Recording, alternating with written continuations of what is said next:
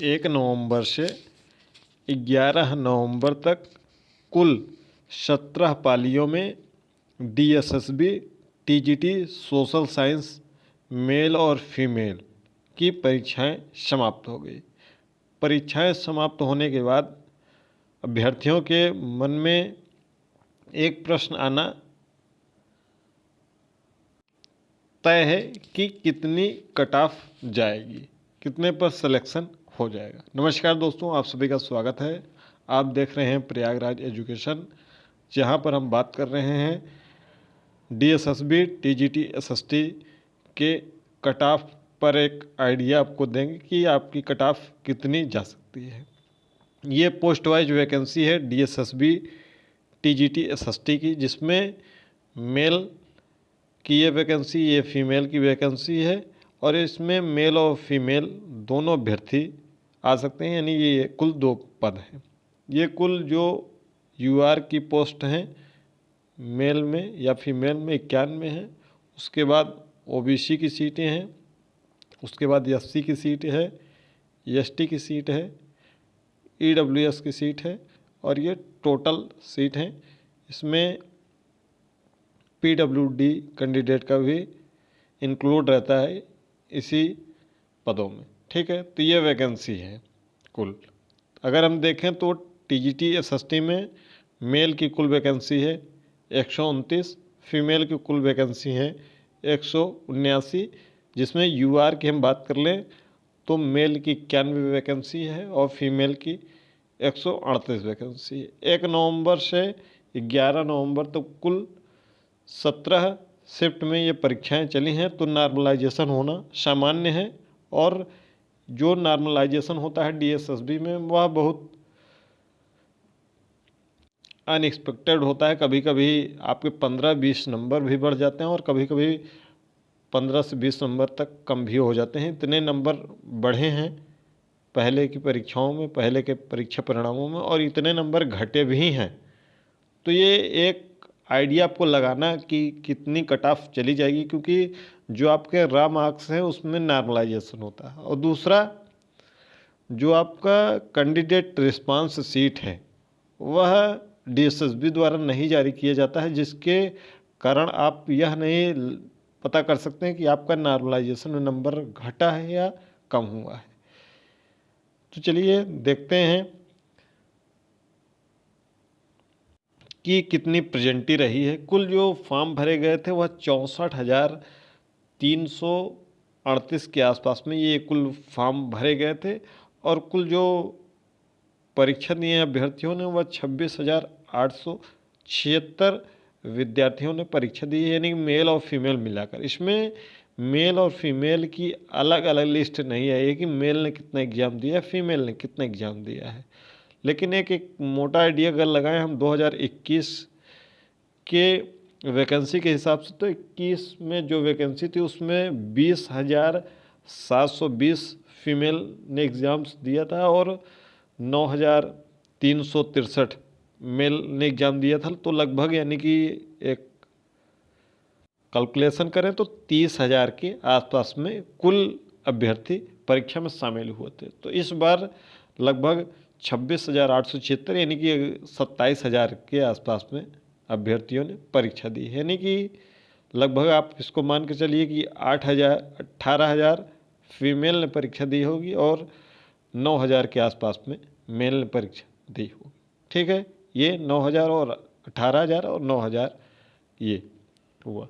अब हम चलते हैं कुछ आपको 2021 का ये फाइनल डेटा बता देते हैं। 2021 में आपका फीमेल में जो वैकेंसी थी वह कुल वैकेंसी थी 662, जिसमें UR का जो फाइनल कट ऑफ गया था वह 121 गया था, EWS का 106 गया था, OBC 112, SC 108, ST 89, ठीक है।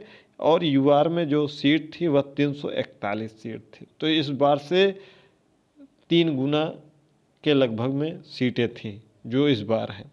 और जो डोजियर के लिए कॉलिंग हुई थी वो UR की 115 के आसपास हुई थी।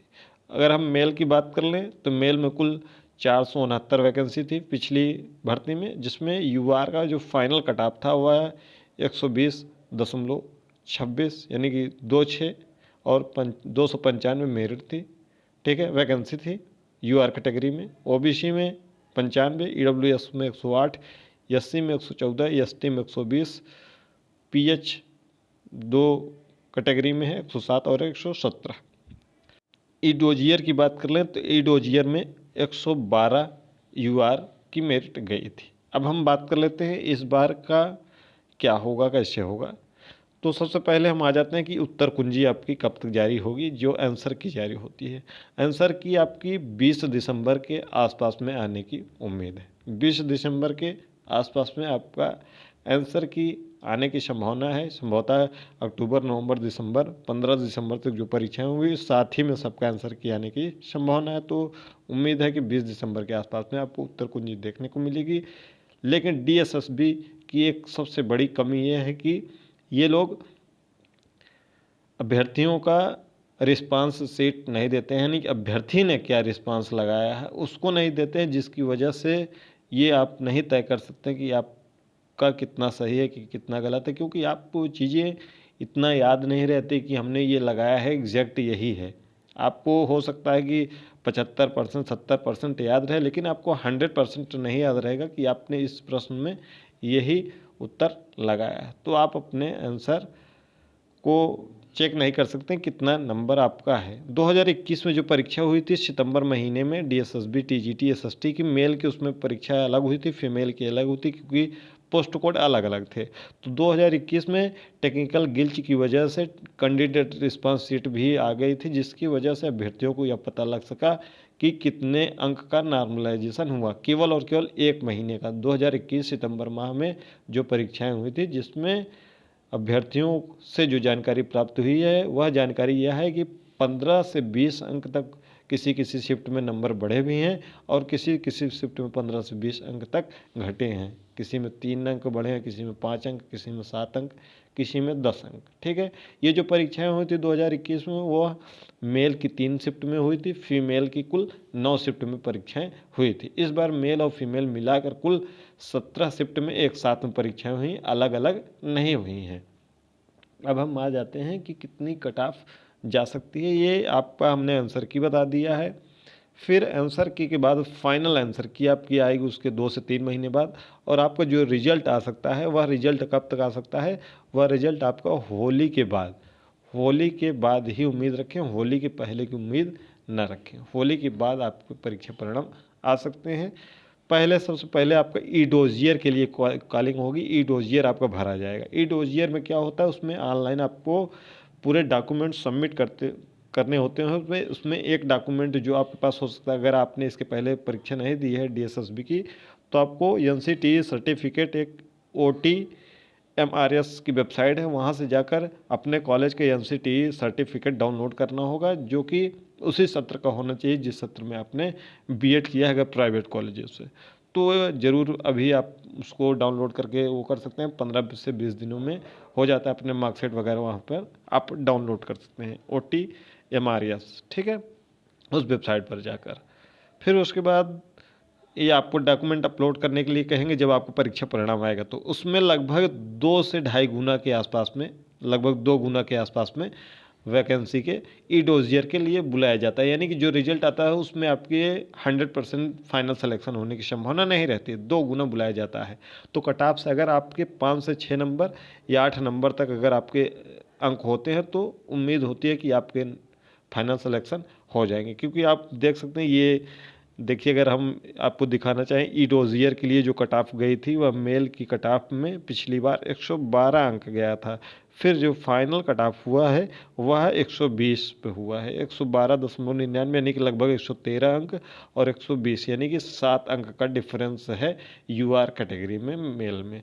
फीमेल में उसी प्रकार से देखें ई डोजियर और फाइनल में, तो ई डोजियर में 115 है और इसमें 121 है, लगभग 6 अंकों का डिफरेंस है। यानी कि 5 से लेकर 8 अंकों का डिफरेंस होता है, क्योंकि जब 2 गुना बुलाए जाएंगे उसके बाद जितने लोग ई डोजियर फिलअप करेंगे फिर फाइनल रिजल्ट जारी किया जाता है। तो ई डोजियर आपका होली के बाद हो सकता है रिजल्ट आए, तो ई डोजियर आपका फिल होगा, उसके बाद आपका फाइनल रिजल्ट जून या जून के बाद 2026 में जारी होगा। तो इतना बहुत लंबा समय लगने वाला है।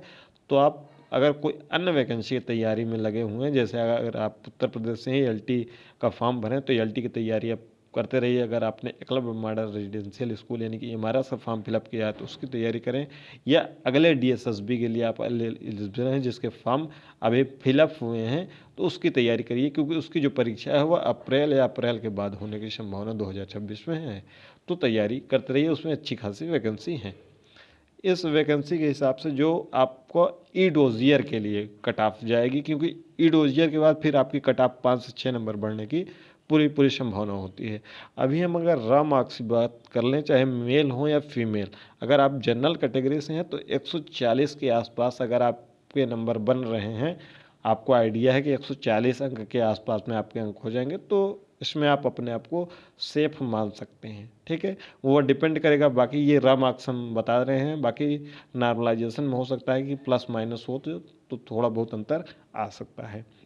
अगर हम ओबीसी की बात कर लें तो ओबीसी के अगर आप मेल हैं तो ओबीसी में 132 के आसपास में, और ओबीसी फीमेल में आपका 130 के आसपास। ठीक है, एससी में हम बात कर लें तो एससी में कम से कम आप 137 मेल को मान के चलिए, और फीमेल का आप 135 मानकर चलिए। ठीक है, फिर हम बात कर लेते हैं फीमेल एसटी में मेल की बात कर लें। एसटी में हम मेल पर आते हैं तो 135 के आसपास में एसटी आपका हो जाएगा, और एसटी फीमेल जो होगा वह लगभग 130 के आसपास में हो जाएगा। और जब ईडब्ल्यूएस की बात कर लें तो ईडब्ल्यूएस भी 140 के आसपास में ही, 139 से 140 के आसपास में मेल फीमेल दोनों को मान कर चलिए, क्योंकि वैकेंसी इसमें 2 है उसमें 6 है, तो बहुत ज़्यादा जनरल से बहुत ज़्यादा वैरी नहीं करेगा। ठीक है, ये इतने अंक हो सकते हैं, यानी कि अगर आप कैटेगरी से हैं तो आप 130 के ऊपर हैं, किसी भी कैटेगरी से हैं। ठीक है, आरक्षित कैटेगरी से हैं तो 130 प्लस पे हैं, तो आप अपनी उम्मीद रखिए। अगर आप जनरल कैटेगरी से हैं तो 140 प्लस हैं, तो उम्मीद रखिए कि आपका सिलेक्शन हो जाएगी, क्योंकि वैकेंसी पिछली बार की तुलना में 1/3 वैकेंसी कम है, तो कट ऑफ चढ़ना तय है। बाकी नॉर्मलाइजेशन में कितने अंक बढ़ते हैं, अगर नॉर्मलाइजेशन बहुत अधिक अंक बढ़ जाते हैं तो यही अंक हो सकते हैं कि आपका कट ऑफ 150 160 के आसपास में देखने को भी मिल सकते हैं, क्योंकि जो आपका नॉर्मलाइजेशन हुआ है वह 15 से 20 अंक अगर हो जाता है, 20 अंक अगर मान लेते हैं तो 130 से प्लस 20 150 अंक तक भी आपके अंक जा सकते हैं। यह नॉर्मलाइजेशन के ऊपर डिपेंड करेगा, लेकिन रॉ मार्क्स अगर आपके इतने हैं तो आप पूरी उम्मीद रखिए। अगर आप 125 के नीचे हैं तो कुछ भी उम्मीद न रखिए, क्योंकि इतने भी मार्क्स नहीं बढ़ जाएंगे कि आपके सिलेक्शन हो जाए। तो इतना अगर जितना हमने आपको कट ऑफ बता दिया है, ये कट ऑफ आपको देखने को मिल जाएगी, और जो भी आपके भी कुछ संभावनाएं होंगी उस संभावनाओं को आप भी अपना कमेंट करके बता सकते हैं, और सभी एसएसटी के विद्यार्थियों तक वीडियो को शेयर कर सकते हैं।